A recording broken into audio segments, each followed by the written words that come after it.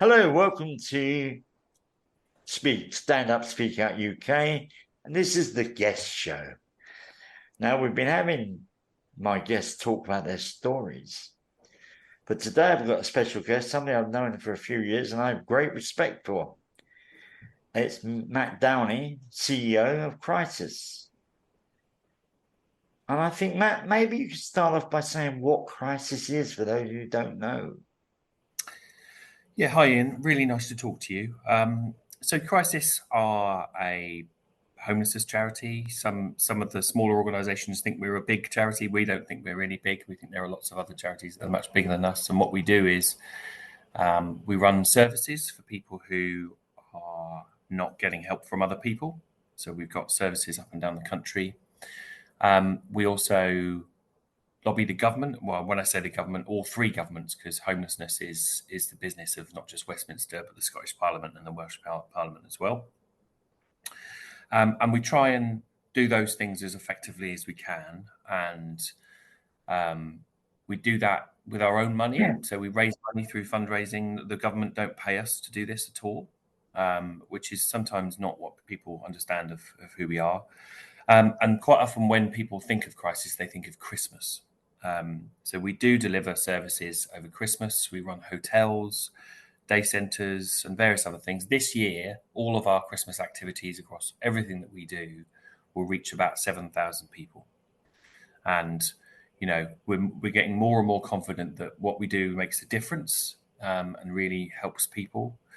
So, yeah, what we're in the business of trying to do is match the kind of everyday kind of desperation that people face by kind of helping them in our services, but also think about tomorrow's kind of policy landscape and try and design homelessness out by getting a better policy settlement across the UK. Yeah, as you know, and the audience will hear about my story in a future episode, I had to turn to you. I'm not very good at asking for help. And the help I got from Crisis was beyond what I thought I would get. Well, we're just really pleased that you know you did reach out for help and you've helped us over the years many times. Whenever I go to our Croydon service, I think about how you helped us design it, for example. You know, this is, you know, for us, our services are for people that we refer to as members.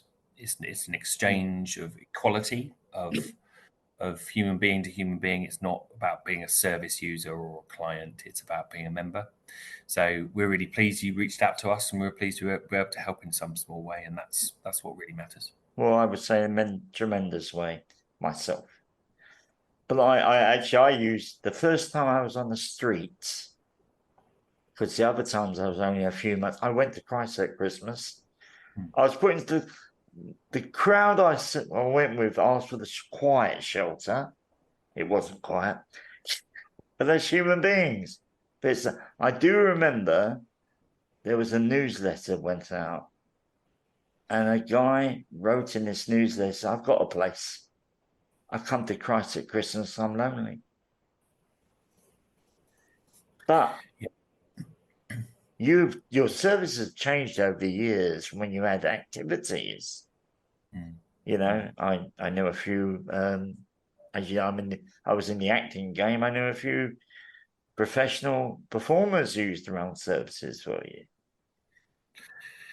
Yeah, the Crisis at Christmas operation has very much kind of evolved over time. And there's a picture on my wall of an amazing photo of Crisis at Christmas in 1979, and it's an old church hall, and everyone's just packed in there, and it's, you know, you get a sense of, you know, a bit of a kind of festival atmosphere actually, and that's some people really kind of look back with real kind of fondness on those times. And actually, we still do have volunteers. In fact, our longest serving volunteer is in the photo. He's still volunteering with us now.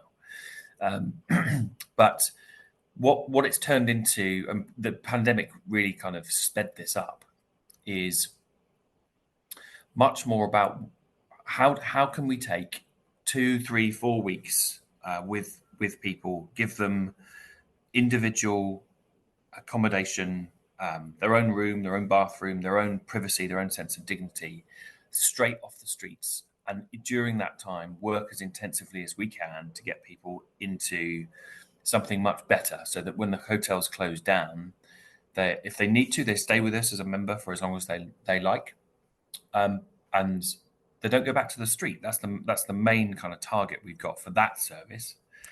And last year, we looked at the data, and somewhere around 80% of the people that had come into our hotel that we were operating until mid-January did not go back to the street. 80%. And we'd like that to be 100%, but my God, I can tell you that's higher than back in 1979 when people came in for a good time. Actually, I know a gentleman called Ross. You might not know him. He works for Emmaus. He's usually at Christmas being one of your housing advisors. He told me about last Christmas how he felt it was better and easier for his sort of work than it had been in previous years. Yeah, it is much better. The only difficulty about it is that many thousands of people come to Crisis at Christmas to volunteer. And the volunteer experience is categorically different when what you're doing is you're racing against time to end people's rough sleeping, compared to if what you're doing is just to entertain people and give people a good time.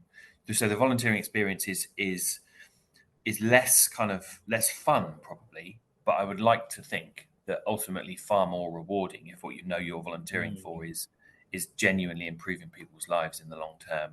But that's a difficult conversation to have with people.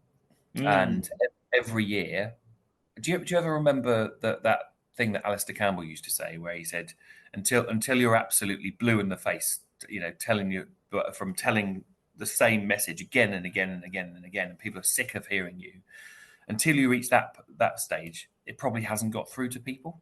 And what I keep every year at Christmas, I talk to loads and loads of volunteers who say exactly the same thing to me. Oh, this isn't as fun as it used to be. Are you sure this is the right way to go? And I have to say, look, this service is now about helping people out of homelessness as much as possible. And I appreciate it might be slightly less fun than you used to have, but this is why we're doing it, and we really hope you understand that. Well, I was one of your lead ambassadors for several years, and I remember one of my roles was to talk to the volunteers how to treat people. But one thing that when I was in that quiet shelter, the amount of volunteers you have, there were two people sitting by doors and they would open for me. So I would say to them is, when I leave here, I'll forget how to open doors. They were still their way, Now, Yeah. I am also bringing you on as my resident expert, as I know from information I've heard from another gentleman we know, David Ford, says that when you walk into the ministry, they shake. Yeah, it's probably the machine gun you take. But yesterday I saw, and they only talked about London, that London's homelessness increased by 29%. What would you say could be a solution in England? So you're right. So the stats, the rough sleeping stats for London came out yesterday, and they've gone up again. And and the only time they go down is after we run Crisis at Christmas, and then they go back up again. And we're now, it's we're pretty much in kind of new territory in terms of the scale of the issue now. But that said, we're nowhere near. If you look at North America or even Paris, we're nowhere near the levels of rough sleeping that other people experience. And the other thing I would say is London is so much higher in terms of its rough sleeping than the second city is Birmingham, and their rough sleeping numbers are under 100.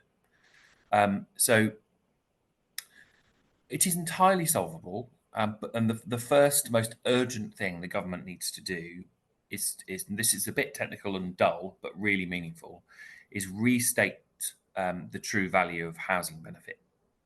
So back in, I think it's more than 4 years ago now, the government froze the levels of housing benefit. 2020. Yes, that's right. Yeah. That's right. And what that means is that the amount of housing benefit that you're able to give to landlords in the private sector has not moved, but rents have gone up in some parts of the country 15-20% a year since then. So you're now looking at it being completely impossible often for us to get people rehoused. And obviously that's the cause of homelessness as well. And you're seeing people falling into rough sleeping and other forms of homelessness, or almost a kind of the brutality of the speed of that is not what people are used to. That's not the normal story of homelessness, if there is anything as normal. So the one thing I would say, Ian, right now is for the government to uprate local housing allowance, which is the technical term for housing benefit, so that it properly covers the true cost of renting. And immediately you would see a decrease in all forms of homelessness and an increase in local councils and charities' ability to actually get people rehoused. Yeah, it's funny you say that because I remember I write for a magazine called The Pavement, which is for homeless people. I've written reams about universal credit. I remember it first came out, people I spoke to worked in, this is going to increase homelessness. And the system, I'm not talking about the system of universal credit, but I'm talking about when they uprate, because they froze benefits for several years. And when they brought it back in, they unfroze it, they didn't adjust it to what would be the reasonable rate. They adjusted it by the inflation rate for that year. Now, would that work with housing benefit? Yeah, so you're right. There were a number of different benefits, including universal credit, that were unfrozen, I suppose, is the phrase, but not housing benefit. So that one's remained frozen, as you say. I mean, of course, it would make a difference. And we saw during the pandemic when it was last uprated. I'll give you an example. So on the day that housing benefit went up back in, I think it was like the first few months of the pandemic, because it had been frozen for years before that as well. On the day it went up, we immediately found in Edinburgh, when we were running our service, that there were 400 additional properties that we could get our own members into. Like overnight, there were 400 additional properties just in the kind of, online kind of Rightmove or Zoopla kind of options that were there that day. This stuff really matters. And so without it, we'll just see all forms of homelessness continue to go up. We will also see, I don't know if you've seen some of the stuff in the press recently about how councils are on the verge of bankruptcy. Yes, because they're spending Birmingham they're spending 1.7 billion pounds a year in England, keeping people who do get homelessness assistance in some form of temporary accommodation. So put another way, because housing benefit has been frozen, local councils are spending 1.7 billion keeping people homeless in temporary accommodation, and the taxpayer is being ripped off, and individuals and families are being absolutely destroyed in terms of their own life and their prospects. Because quite often, the only option they've got is to be sent halfway across the country to live somewhere where they don't have a job, where their kids don't go to school, because that's the only thing that a council can afford. It's a kind of madness that's going on in our system right now. There is true, because I was, while you were helping, I had to be put in temporary accommodation. Yeah. I was in temporary accommodation. I came out of hospital. It was quite nice. And then I won't go into the story. It's something I'll share when I share my story. And my nickname for that second temporary accommodation was the Tip. Yeah. Because I ended up in a room and it had a blind on it. You couldn't open the windows, which I think was a health and safety matter. Mm-hmm. And one of my views, Matt, we've never spoken about this one, is homelessness can be a business for some people. Mm-hmm. Yeah. So we do know that at one stage, a rent. They were going to regulate landlords, and they've never done it. Yeah. What do you think about? Because even though I was actually in South London with a landlord I discovered was a road landlord. Mm-hmm. He knew because anybody can access the London the LHA, the housing allowance. Yeah. And they normally do, these people look at it and they'll do it to that amount.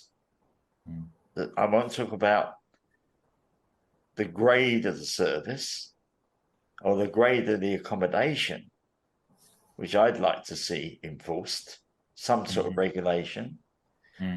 Like we know, ladies and gentlemen, there is supposed to be a size for each room. Well, I know a guy who's in half that size. Yeah, so there's probably two bits to your question. What the first one I wanted to talk about is, so we ran a campaign recently to introduce some regulation on people that provide kind of rogue supported housing, where typically, there's money to be made if, say, let's say you take a family home and you turn it into 8 bedsits, 1-bedroom bedsits, and you say to the council, right, we'll take your people with support needs, and we will charge you in return almost unlimited levels of housing benefit, because once it's exempt because you've got people in support with support needs, you can charge a much higher rate as a landlord. And what we discovered when we looked into this is that there are tens of thousands of these units around the country. And Birmingham had a kind of doubling of their size of this within a few years. And people are making a fortune by not supporting people, leaving people in squalor, quite often serving them, charging them service charges on top of the housing benefit for support they're not providing, and threatening people and leaving people living in absolutely appalling situations. We went to a select committee hearing about this, and the MPs around the table said, they've been around the block, they've heard many stories, but they'd never heard anything quite so disturbing and upsetting about and that was because I just read out testimonies of our members. I just read them out word for word.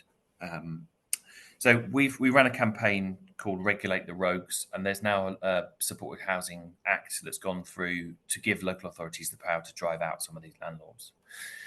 The other bit to your question, I think, is just general renters kind of reform. And, back in 2017, so, it was a long time ago, Theresa May's government said they would introduce a Renters Reform Act. And what it would do is abolish no-fault evictions and give all sorts of other protections to renters. We still don't have it. And just last week, we heard that Section 21, the no-fault evictions, won't be included anytime soon in the Renters Reform Bill that may or may not go through anyway, because there's an election coming. So we are no further forward in relation to real people suffering every day by being evicted for no fault of their own and being left to either have to put up with the risk of that, like living in substandard conditions like the tip that you're talking about, or substandard behavior from landlords, or rent going through the roof and all that kind of stuff. What you really should be aiming for is that landlords and tenants have equal status, that there is something where the relationship is healthy. Landlords get to make sure their properties are looked after and there's a steady stream of rent, and tenants get to have security and all of that stuff. But at the moment, the scales are completely tipped in one direction. And, it's both a cause of homelessness and a reason that we can't resolve it for many of our members. I think I should explain to everybody who doesn't know about Section 21. And I've had one served on me. Have you? When you come out of a hostel, you're put into supported accommodation, and you go into a private place. I was 2.5 years in this place, and all of a sudden I got this Section 21. Well, as we know, you're supposed to get support. Unfortunately, support is only for the first 6 months. I'd advocate that if you need help, you've got to go somewhere. I went to CAB, who said they couldn't help me. But Section 21 means a landlord can give an eviction notice and no reason has to be given, and you get 2 months normally, ladies and gentlemen. It's not enough time, in my opinion, and also about the support. But once again, it gives the power to the landlord. When I went into that place I called by the road landlords, I actually expected to be evicted in 2 years' time. I was there for almost 6 years before I moved into I'm an old man, an old age home.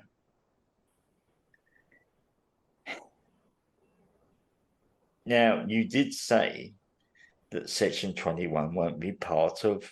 We were talking about this just before. It's something that interests me as a writer and as I wouldn't call myself an activist, but I feel these things are wrong. Why do you think? Because their excuse was, I don't know if you heard it, is, the court system has to be changed. And before you answer that, my thought was the law has to change first. And then the courts are there to enforce the law. What would you think, Matt? Yeah, so I don't think for a moment that that's a credible excuse or reason. I think in the end, what the government was actually, if you're to take their position at face value, I think what they're worried about is that landlords will exit the market and you will see fewer properties available for private rent. But what's always worth pointing out is that when a landlord decides not to let a property, the house is still bloody there. We still have the same amount of housing stock. So it doesn't disappear in a puff of smoke. So, I'm not sure there is credible evidence that landlords would exit the market en masse, not least because there's quite a lot of money to be made now. And B, I just think, at the very least, what the government could say is, or even if they do think court reform is needed, say, one of the tricks of legislation is to say, this is what's going to happen, and then give it a date when it's going to come into force. So you could say, we are abolishing Section 21, and that will come into force in, let's say, 1st of January 2025 or something, 26 even. And so you, as a landlord, you've got certainty, you know what's coming, and actually you've given a signal that says, we don't think it's suitable and appropriate and right anymore to have this concept of no-fault evictions. There are plenty of things the government could have done, and I suspect that certain powers slightly behind the scenes in relation to the landlord lobby within Parliament have really made a difference here. Yeah, lobbying is something that I mention to people and they don't believe it. Lobbying is when people, ladies and gentlemen, actually the biggest lobbyist is the power companies. That's why they make money, in my opinion. But there's lobbies of all types there. And what they can do when a bill goes through is it's got to be read by a certain time. They get some of these questions out of the previous debate to delay the reading of the bill. But when the beginning of this government came in, their promise was to end rough sleeping. Yep. And then I suppose you saw the Kerslake report.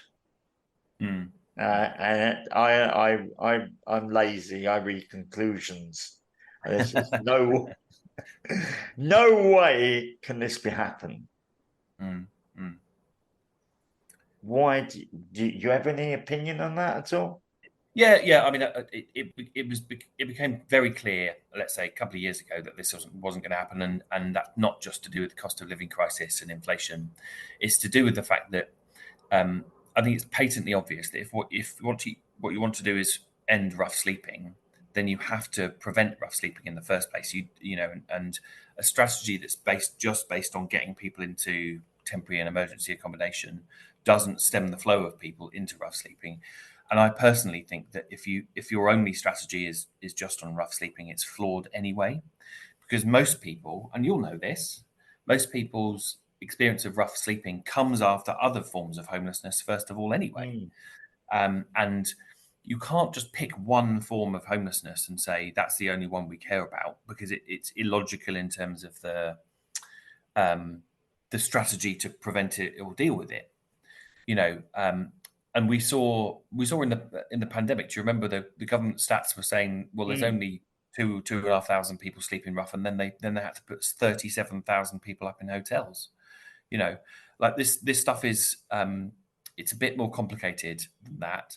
And my view is that a really good strategy to end any form of homelessness must be based on the kind of principles of housing first, where your main strategy is to get people into their own home, not into hostels, not into night shelters, but into their own home as quickly as possible.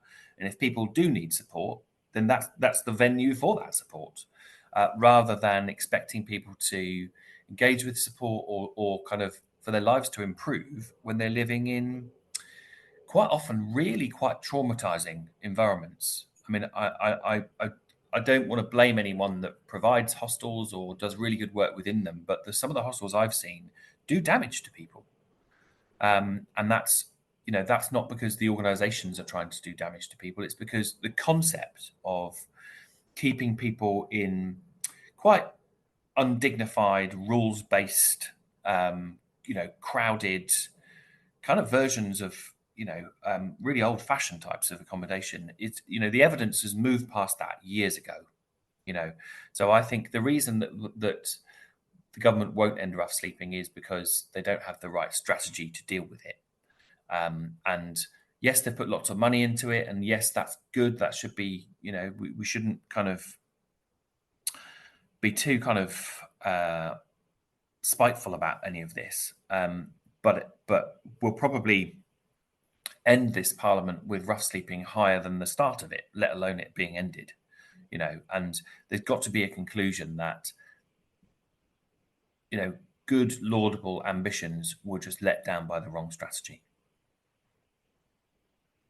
I've got several points and questions, really. Well, what do you think? What do you think? I'm really interested to know what you think about that. Okay, my thing is it was a political weapon. But also, I'm going to say something else first. When I came off the street, I was a rough sleeper. I never did any of the other things. And I went to a hostel. To me, I was then in accommodation. But under law, you're homeless if you were living in a hostel. And then we had the sofa surfers as well, which I'd never heard of before until then. But when I came off the street, I could only think homeless people were rough sleepers until I did a course about it, about caring in I worked in a hostel for a year or so. Right. And I think my fear is that the public think that as well. Yes, that's definitely true. There was here. I'll give my point. There was actually an article. I read loads of articles, but this was about a hostel, a shelter. I can't remember where it was.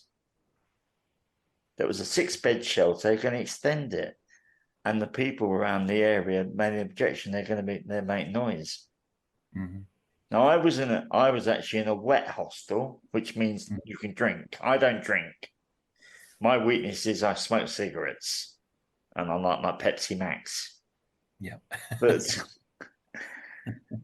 I'll tell you what, there was no noise around. There was no guys going out. And I'm not saying everybody's the same. I've seen some guys on the street who I wouldn't go near. Mm. But that's what the image I think people have of homeless people. They're either drunkards, druggies, or thieves. I won't say I never met any of the three when I was on the street, but that was the minority. And that's how we usually class most people. My thought to answer your question is that this was a bit of publicity. It's like I'm a computer person. I'm hearing about artificial intelligence. Great idea. I don't think it's advanced enough yet. But this is a bit of thing. I get the vote. and I will be talking about this. I've talked about this on one of my Friday shows. Parties make promises. They're not always going to keep them. Mm-hmm. And it's the label. So I think the area is, yes, it's the cost of living. Like the government are doing something with these additional payments they're giving people and benefits. Mm.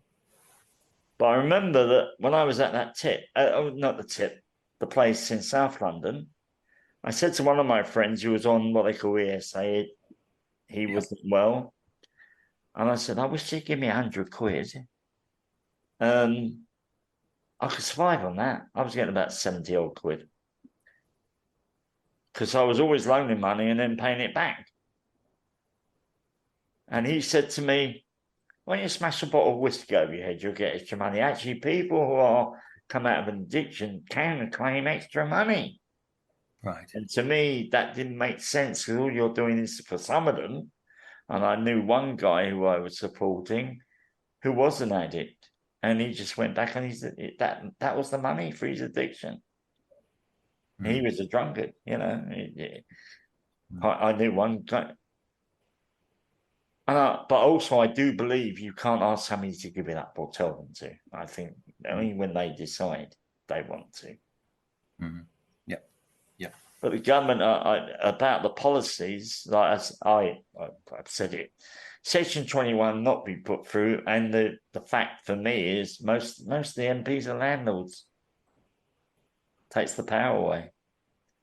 Money is, as I've got a friend who money is his god, is a powerful element. But I've been doing some research on Housing First recently because an organisation was asked to do a survey. So I've been hearing the answers.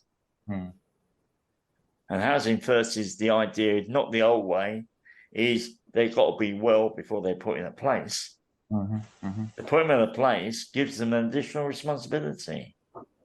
But sorry, Matt, you're going to say something. Yeah. Well, so I think it's really interesting. There's a kind of so Housing First has got more popularity because the evidence base around the world is really, really strong. But the thing that's missing from people's understanding of it is, so the evidence says, look, if you give people with really kind of complex issues, direct access to housing, unconditional access to housing, and intensive support, then that's shown. It's unquestionable now. Like there's been so many trials on this, but the bit that's missing is if you can do that for people with the most complex needs, well, of course you can do that for everyone. Why are we waiting for people to become complex before they get access to housing?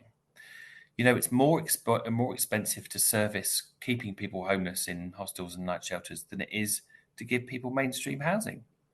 So I think the real lesson from Housing First is that, of course, it works, but the principle should be the one we apply to every single person, not just people who are single, but for families and everything in relation to all forms of homelessness. So, yeah. Well, unfortunately, that's the time we have.